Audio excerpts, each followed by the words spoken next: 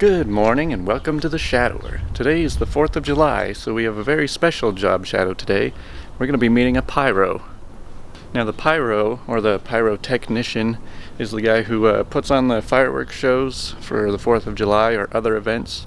So we're just going to go and see what it's like to do what he does. So the guy I'm meeting with, I haven't actually heard from him for a couple days. I imagine he's pretty busy right around now. But he told me to find him at this park right around now. So hopefully I find him. Yeah, there's a lot of trees around here. I wonder how difficult it is to see from around the park. It's not too difficult. They get high enough that you can just find a good place to look up. Oh, cool.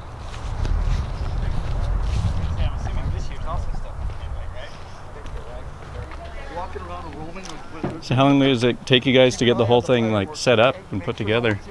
Well, I don't know How many they bring in, about 50? I have no idea. Wow. Depends. That's cool. If he brings like 40, 50, 60. Depends on how many shells, how many racks we got to put up. Yeah. So I imagine this is just like a seasonal job for putting these shows on. Yeah. And for here, around here, yeah. Excuse me, there is a message. They have some things that are a little more consistent, like it's our company that does the Beast games. Okay. But it's pretty much one guy that does those. He likes to do those ones.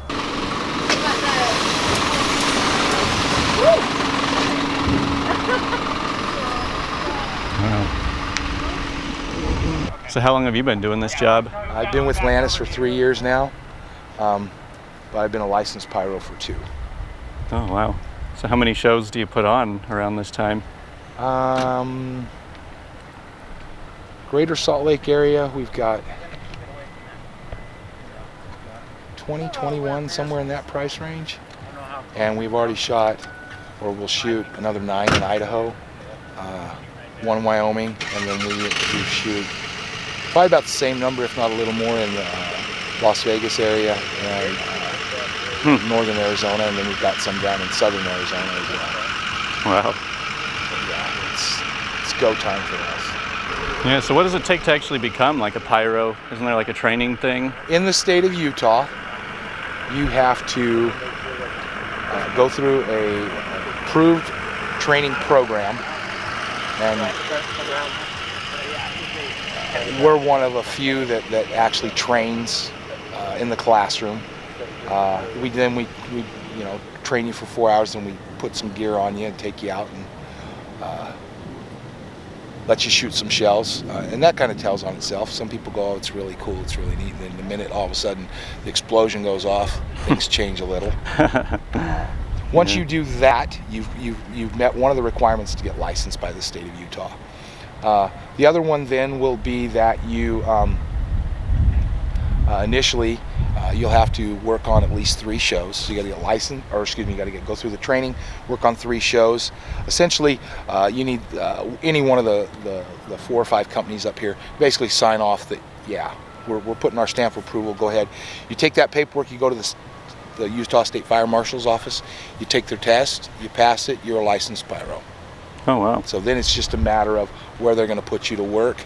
Obviously, you're going to be green, so you may still work with someone else, but they're probably going to put you on a smaller show just to kind of go, all right, here it is, let's see what you can do. Yeah. So how much of it is up to the pyro as far as putting on a good show, and how much of it is automated? Depends on what the client wants. Some clients want a set time number or time frame. Some clients want an actual choreographed show.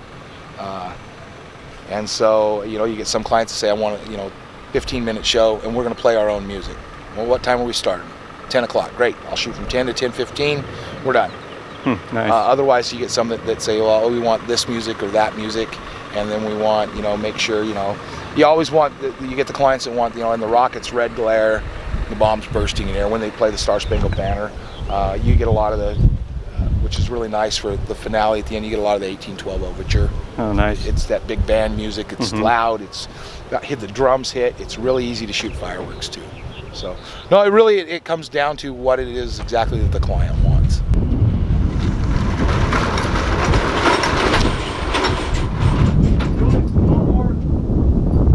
Nice. We did one of those last year. This lawnmower or just the summer? That's a really good.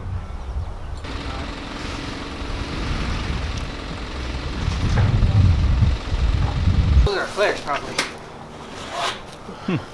So are those boxes full of shells? Yep. Wow. This is the handle with care stuff. Yeah. It's crazy just how little space the actual shells take up. Oh, they just kind of intermingle and intermix. Yeah. Crammed in there? Yeah. It's not like the fireworks you buy from the store, how you get one big crate with just like a bunch of, I guess those include the tubes inside of them too. Yeah. Well, and we'll have some of those. Those are what we would refer to in the business as cakes. I'm gonna bet that like this box right here might be a cake.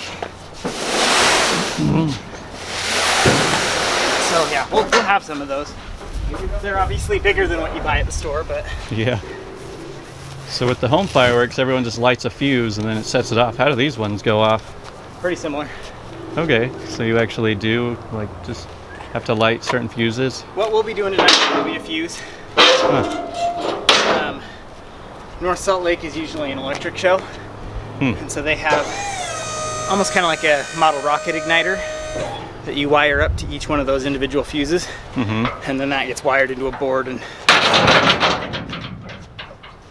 instead of launching one by one with like a red flare like we'll do tonight, they just push a button and it goes. Yeah. So I guess I could see how it would be pretty busy. Do you have like a whole bunch of people running around with flares? Last year we had 4. That's what I was thinking. I think you're at 4 to 6.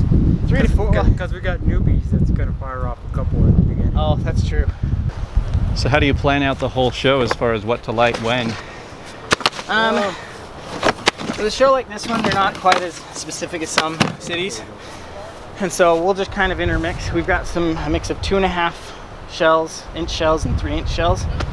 So as we nail these racks together, we'll probably just kind of intermix some of them together. A bunch of these we'll set up right here as the finale.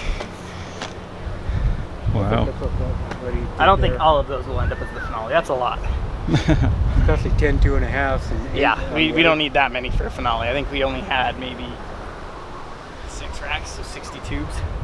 Yeah. How many different sizes of the tubes are there? Got all the way to 5. I've seen 2.5, 3, 4, 6. Tony said he's done a 12, Really? I haven't seen a 12. but the 6 is the biggest I've seen. That was at the North Salt Lake show that 2015. So how does the funding work for these kind of shows? Does the city just pay your company and then you guys kind of bring out whatever you can for the budget? The city will pay the company, and then the company pays. We'll allot the product and the budget for the crew.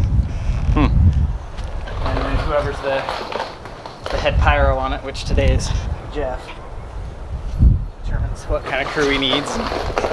It goes from there. So that's cool. So who is it that you have to compete with the other shows? Are there other companies in the area, or do you do a lot of them?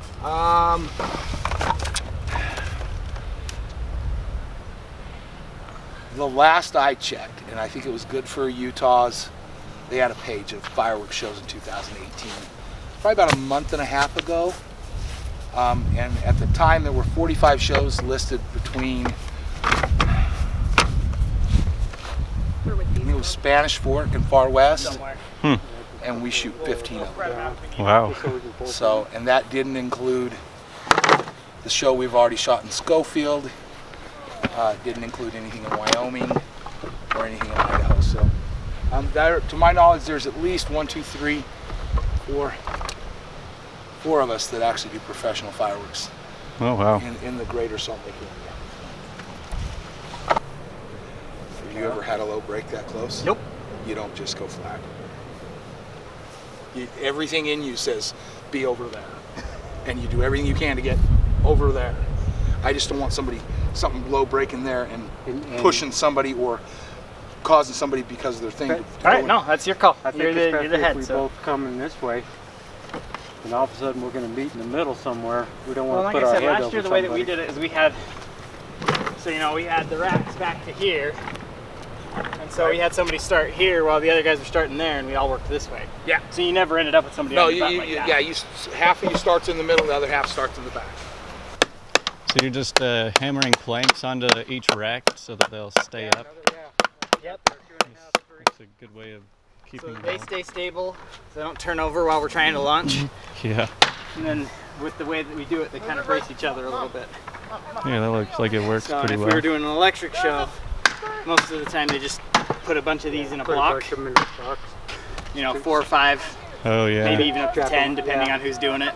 I think we had. And then they just ratchet strap them all together, so they just brace each other that I way. think the one I had earlier today at the Far West was, I had 10 on each.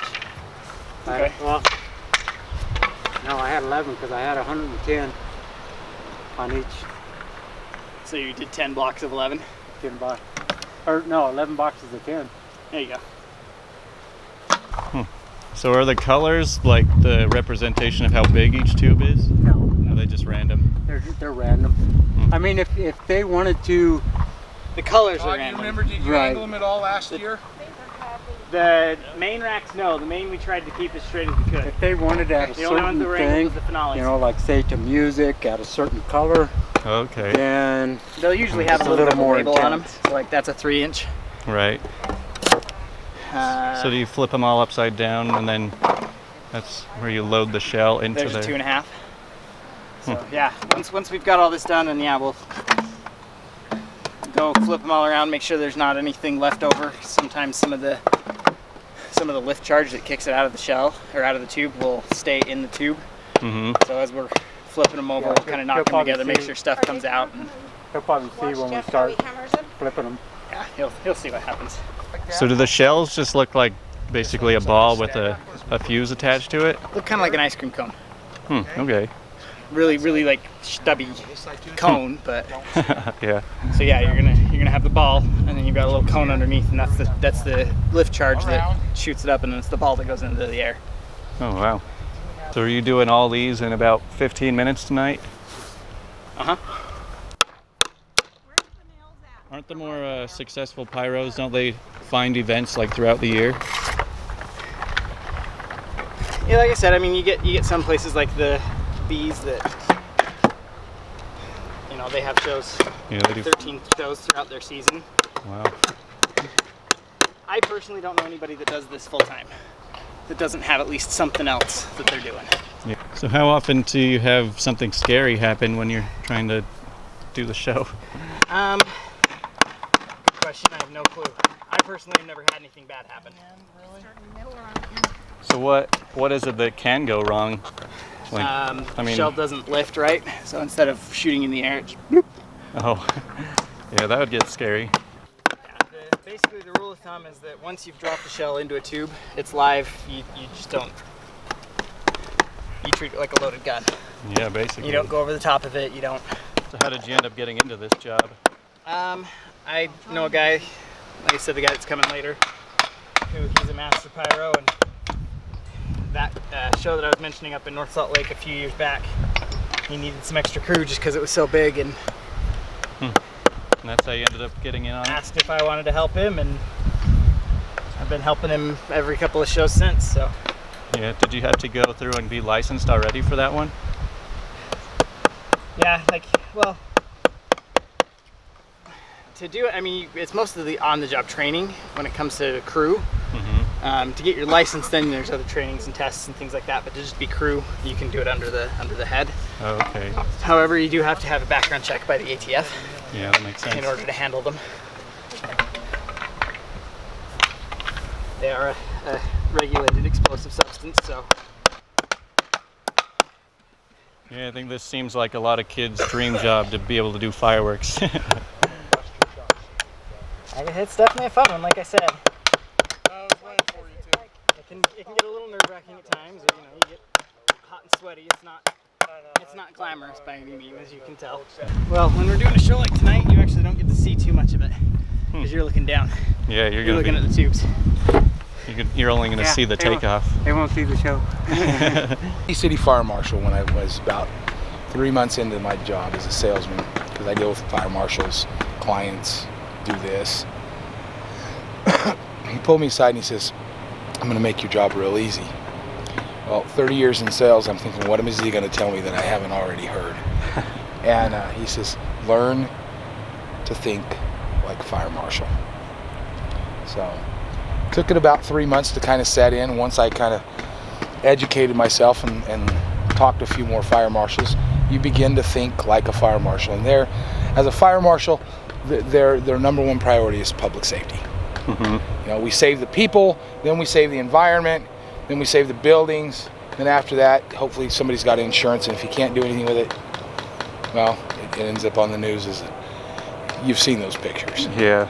So, learning to think like a fire marshal is critical, because I have to take into account, if I'm shooting the show, the wind, where are the spectators, where are possible hazards within my fallout zone, which should have been taken care of before you even set it up. Not only that, I've got to have a crew that understands kind of where we're at. They also have to be made aware of, look, this is kind of what the wind's doing, because you can't control that. Yeah. And that people think, oh wow, 15-minute show, and they fail to realize 6.5, 7 hours setup behind 15 minutes. Yeah, I know, it takes pretty much the whole day to get it all ready. And this is an average size show. For every 1 inch of shell, you have to have 70 feet radially safe zone. So we don't shoot any 1 inch shells. We do shoot 2 inch when we have to for a small show. Our main diet, Atlantis, is 2.5s and 3s. So a 2.5 inch shell, I've got to have 187 feet radially with nobody in it but the Pyro Crew. Oh, okay. 3 inch shells, 210. 4 inches, 280, and so on and so forth. At Liberty Park, we only have 187 feet radially to play with. Oh, wow. And so you build it based upon the fallout zone size. Yeah. And then you shoot it. So that's got a lot of 2.5s in it. So then how do they do it with like the stadium shows? They use a different type of fireworks. And they also shoot some of the fireworks really high from far away.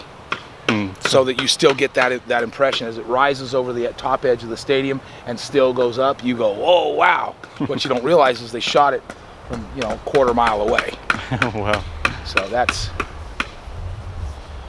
there's a whole lot to putting on a fireworks show besides just lighting the fuse and watching the shell go off. Unless you work for a big production company, nobody really has, or you're in the sales end of it, nobody really has a full-time job in the fireworks industry. It's seasonal, because literally before I got to this point where I'm actually out here shooting a show this year, I had already taken care of a lot of the shows as far as putting them in the books, finding out how big's the show, do we want to change the shell size, are we shooting in the same spot, what's your budget, all those things for all my fair shows. So does all the money come from the cities who are paying you to do the show for them? So, anybody can shoot a fireworks show, provided, number one, the fire marshal says you can shoot it in their area. Number two, I can provide a safe zone. In other words, keep the crowd at a safe distance. And then as long as I can insure it. If I can meet those three requirements, anybody can shoot a fireworks show. The biggest thing is, again, fire marshal. Yeah, so how does that differ from people shooting them at their houses? Different set of rules, different type of fireworks. Fireworks you shoot at your houses are considered Class C, or as the federal government looks at it, they're 1.4 G. It's just classification. They have less gunpowder and black powder in them. Right. Whereas what we shoot is the next class up, which is a 1.3 G. Totally different set of rules, governed by the ATF, and you can't just drive them up and down, and not anybody can drive them to the shows. You have to have somebody with a CDL drive it. They have to have a hazmat endorsement, because these fireworks are considered hazardous material. You can't go to Evanston or an Indian reservation and buy these fireworks. Right. They actually are usually There are some companies. There's a couple companies here in Utah that actually make fireworks, as well as there are many companies, bigger companies nationally that make their own fireworks as well as make them and sell them. We are licensed. We could make them. We just don't. We import everything. You're not going to just drive up to a storefront and buy what we shoot here. Right, yeah, these ones go a lot higher. There's a lot more gunpowder in them. They do a lot cooler, have cooler effects. And as such, you need to be licensed on how to handle them safely. And so, to my knowledge, there's 3 states in the United States right now that do not have a licensing program: Idaho, Wyoming, and Montana. And based upon my interaction with fire marshals in the state of Idaho, that's probably going to change there within the next 5 years. You can't just, anybody, I mean, not to make light of it or whatever, but you can't just say, hold my beer and watch this. The stuff that we're shooting is different, but is no different than the stuff you get in Evanston, in that, every year you see some guy, idiot, on YouTube that's either dead or missing a hand or something, just because he thought it'd be cool to hold this and shoot it. And the reality is these are explosives. Yeah. We do our best to put them in the air control it. But at the end of the day, once you light that fuse, I have zero control over what it does, other than hopefully goes up and out that tube. Sometimes you'll get a low break or a mushroom or a flower pot, whatever you want to call it, where it comes out of the tube, and within the first 15, 20 feet, it goes off. And everybody goes like that, as they should. I mean, it's an explosive, it's an explosion. But if you ever been to a fireworks show and watched it, you'll see them and they're going, choo, choo, choo. And you get that one that kind of goes, boo. Yeah. Well, why didn't it go straight up? Probably because there's an effect in it that's burning around that causes it to spin. Yeah. And the minute you start spinning it, and then you get the air that comes in and whatnot, So do you know much about what goes into each shell to make them have their special effects and as colors? far as colors and compounds and all that stuff, I usually have that on a piece of paper on my desk. It's real easy to Google it as far as fireworks composition. But you get copper in them, you get strontium, you get some other elements. I can tell you this, that they take titanium powder, and that's in all your salutes, the ones that go boom. They're titanium. It's just used to be aluminum, but I know some places you can probably still find them, but for the most part, everything's titanium salutes. You get a louder bang and a brighter flash, and that's really what it is more noise and more color. Do you ever get rained out? It happens. You can shoot in the rain. The biggest thing is once you've got the tubes flipped over and the shells in them, whether you're going to hand fire or electrically fire them, you don't want water collecting in the tubes. Yeah. Yeah, you put fireworks into water, when they dry out, the chemical composition in them changes, and they become extremely unstable. Okay. And that is very, very dangerous. They're very unpredictable at that point. Whereas, believe it or not, based upon how they're formulated and put together in the shells now, they can predict that. They can tell you within 25 feet, you put this much powder, pack it this way, it's going to climb to a certain height, and it's going to break to a certain radius. Yeah. So I mean, there's a lot of science into fireworks that people don't realize as well. So it's all about, some people shoot them because they like the thrill of the adrenaline rush you get from hand firing a show. Some people shoot them because it's a chance to choreograph shells to an exact point in music and create a performance. And you get some pyros that shoot, if for no other reason than just because they like to hear the roar of the crowd when it's all over. All right, so it's about 1 p.m. right now, and they're going to be hammering for quite a while, so I'm going to be coming back here 5 or 6 hours. So we'll get to see when they actually load the tubes and go from there. Alright, we're back here. It's about 6 o'clock. I think everybody took a break before they're going to start loading up the shells. So let's go find them again.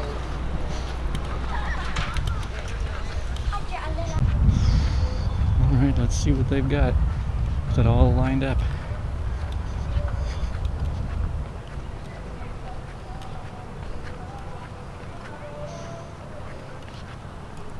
Ooh, this is gonna be quite the show. What are these things for? These are going to be for the those are cakeboards. Oh, okay. We'll show you those here in a minute. What's that? Just like tie the fuses together, or There'll be some chained ones for the finale, but other than that, no. I just come in one by one. Yeah, these are shot as individuals. Wow, those are the fuses? That's the fuse. That's interesting. So that's what a box of professional fireworks looks like. One tube for one shell. That's it. No reload. Reload's dangerous. Now that we're loading, rule number 1. Never look over. Anything you want to keep does not go over a loaded tube. Yeah. That includes my head. Head, hands, camera, whatever it may be. So what are these little wrappings on the end of them? Do you take those off when you light it? The green guy? Yeah. Yeah, it's just a fire-resistant protective sheath. Oh, that makes sense. So we have to take it off to actually light it. But It's called a safety cap. Oh yeah, it's like that. Because you can shoot a whole lot of 2.5-inch shells Yeah. for the price of one 6-inch shell. So just because you put 1,000 shells in the sky doesn't necessarily mean it's a great show. Yeah. So the ones where they launch them and then like 100 little ones go off all at once. Okay. How do they do that? Are those the box ones? No, they actually, within the cylinder, the actual shell itself, so they'll actually have cut because it's a cardboard shell, comes in 2 halves on every single shell. You'll lay it out, and you actually fill the inside with I would hope so. a burst charge, which is a combination of anything from gunpowder to they sometimes fill it with rice hulls, because anything that's ground that fine will just burn. And then they actually place a chemical composition of what's called stars, and they'll place them literally by hand in a circle around it, so that when it blows it out, it's burning, it lights those stars, and they burn as they spread out. Oh yeah, those are cool. Yeah. so that's like that. So can you set off all of those with one light? Yep. Chain. Oh yeah, these are a bunch of small ones. This is our finale area over here. So these should all be chained together like this. Yeah, I mean you guys set off a ton all at once. The idea here is we're going to have all of these chained like this, and it's going to start over there. So we'll light the 3 on the end. It'll blow through those first 10, and then we'll split at the junction between. So then you'll have these 2 going pretty much simultaneously. It will split again and have these 3 going simultaneously. And it might be a little bit staggered, you know, because we'll kind of go 1, 2, 3.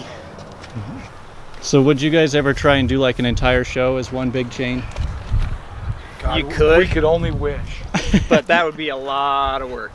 But it'd also be a lot of fun to watch. Change up your fuse speed in between.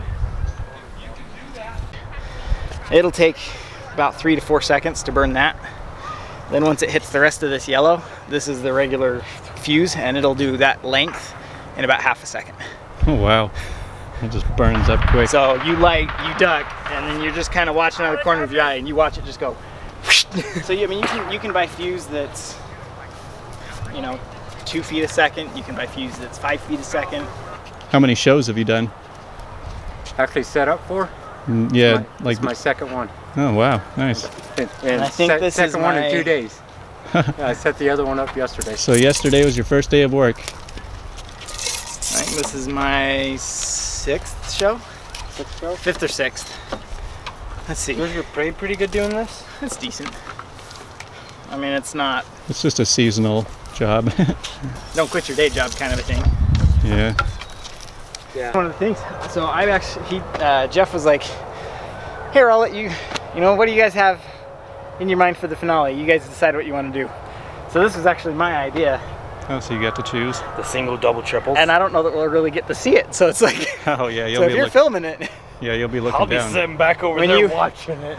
when you see us head that way, Yeah. Go up. I want to see what it looks like. So what's the largest shell size the public can buy? 2-inch.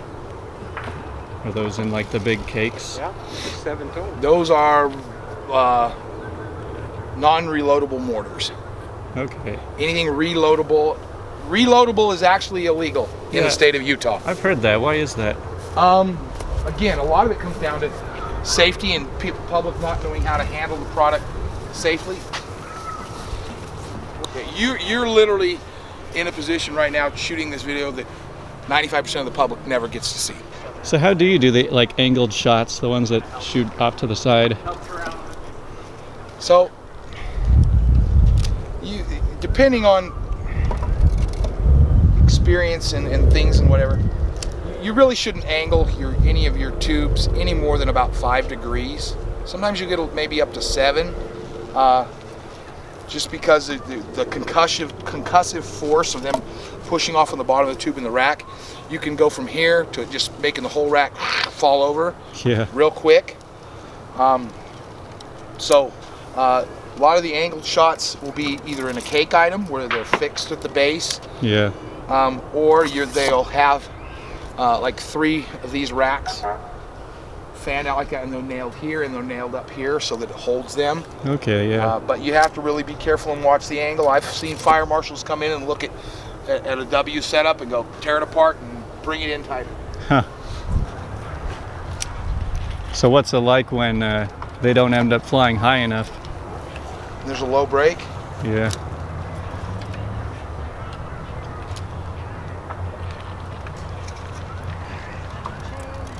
When you ever see one, you'll know, you won't forget it. I don't wish that we have one at any show ever, just so you can experience. Oh, I know what it's like. Yeah, it sounds pretty it's scary. different. It's an attention getter for sure. Yeah. I think it's interesting that you do most of the show like on the grass. Is there ever any worry that you'll like start a grass fire? Not too much. As long as the grass is green and wet like this is, it'll be fine. I mean, it's not like you have a lot of sparks going onto the grass itself. Generally, before we launch, though, there's a hose connection somewhere over here, and so the city will come and provide us a hose that'll be just running while, like, the entire time we're going. Oh, that's cool. Just in case. Oh, so you guys are getting the cakes out. Jeff said use Yep. So we'll flip that out there and center that guy up a little bit. So these are the ones that flash out to the sides. Yep. So we'll light this fuse over here, and from there it'll go across it and just in a fun little wave pattern up in the sky. It's all ready to go. Now we wait for it to get dark. So they've been nice enough to let me sit up close to watch them do the fireworks. So I have to wear a hard hat and a fireman vest. And so this is how close we're going to be. Hopefully that shows up. Ooh, and they're lighting the flares.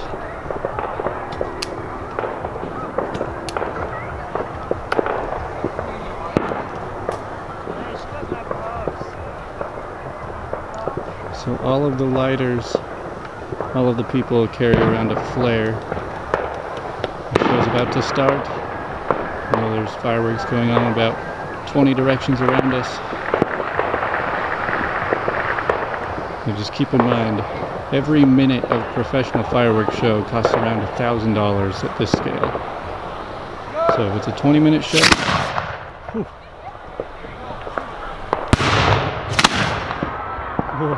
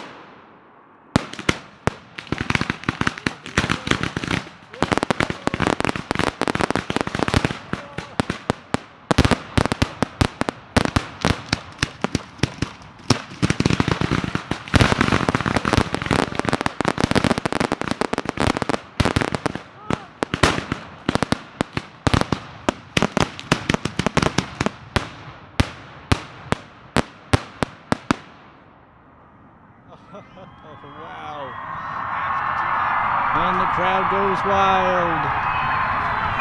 Wow, that was some of the loudest booms I've ever heard in my life. I watched a fireworks show just last night from the crowd, and this was a completely different experience.